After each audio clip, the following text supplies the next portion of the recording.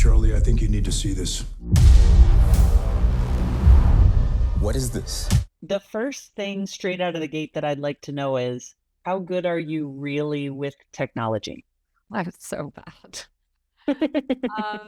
Yeah, I really, I feel like anytime I think I'm getting a handle on things, the operating system changes or they change the interface and then I'm just lost all over again. I mean, on the show that I was on, the running joke with all of the sort of younger actors was just how terrible I am at Instagram because I can't figure out anything. Um, and then I put my hands up. Yes, I am useless at it. I'll say a testament though to your acting, because when I'm watching Inkline, I'm like, oh yeah, you know what you're doing. You can absolutely hack into a mainframe. Yeah, I knew what all of that meant. I actually have always wondering in movies like this, when your character is looking at a computer screen and presumably hacking into something, in this movie, were you really seeing something on the screen? It was a mix. Sometimes they had some graphics, especially for lighting. So there was particular graphics that they would have where they wanted the screen, the light that reflects on your face to change, but they weren't the graphics that you would be seeing in the movie.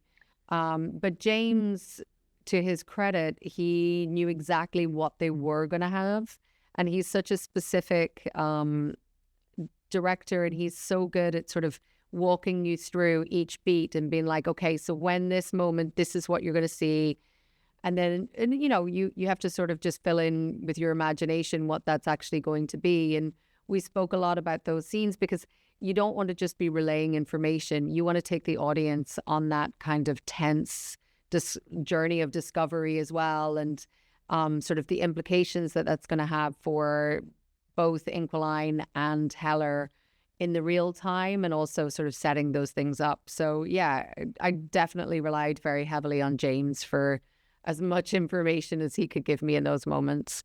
Yeah, I think that's one of the mistakes of like very early uses of technology in movies, as far as in terms of like cell phones and stuff go. It's like there's a difference between an actor who's clearly been communicated what they're looking at versus someone that's, it's better for the audience. So there was a small moment in the film that someone mentioned, like they would miss that dumb little thing when someone was gone.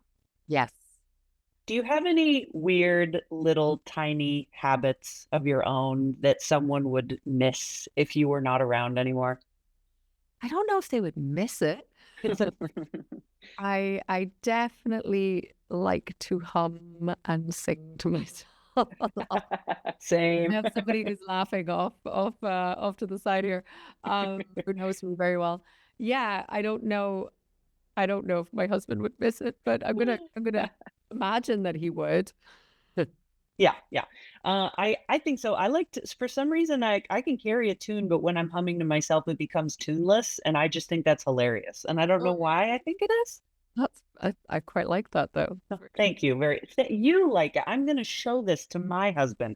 Like, I am wondering, as season 8 comes about of Outlander, are we going to see any more of Claire's magical abilities show up? I don't know what I can say before somebody swoops in and kills me. I think that we see more of the relationships. Maybe that's, I think there's a lot of loose ends that get sort of tied up, and I hope that those are kind of satisfying conclusions for people. But I think, yeah, it was such an emotional season to film, and there was so many goodbyes and to places and people that we loved and that we've loved for so long. I just really hope that it's a satisfying tribute to our fans, because we would never have been on air for that long without them, and they've been so incredible and stuck with us for so long. So and my hope is that they're happy at the end. And such a fun ride it's been, and it's also wonderful to see you in yet another fun ride in this movie as well. So thank you very much. Right. Really nice talking to you.